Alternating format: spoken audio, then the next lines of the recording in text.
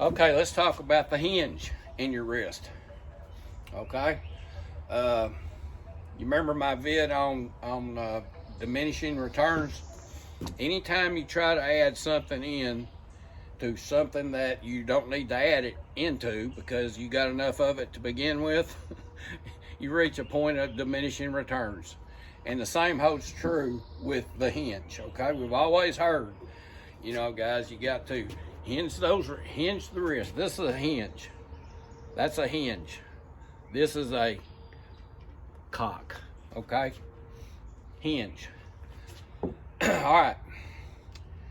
If you're adding more hinge to the swing, that's where you may be messing up. Okay, to the fold, unfold. I'm just going to go back and fold, and I want you to look at where my wrists are. See where my wrist is, and if I bring it up to here, can you see that angle? I've already got a hinge in my wrist, but it's a neutral hinge. If I wanted to really hinge it, it'd be like this, and doing like this is the same thing as doing that. Okay, so you're adding something in there that you're gonna have to take out, so why do it? And it puts your wrist out of balance again. So if you bring it up, you've already got the hinge in your wrist. Okay, now here's where people are probably messing up again.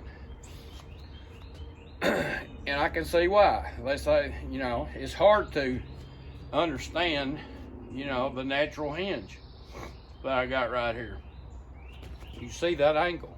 Now what they'll try to do is put a little more hinge in it, and what they, instead of coming back to the ball like this, like we've been talking about, they'll revert back to their old ways, which I have done before too, because I talked about it the other day. They'll start leading with this wrist and leaving that hinge on the back side, trying to come back into the ball like this. You can't do it that way because you're going to be dragging the handle if you do it that way.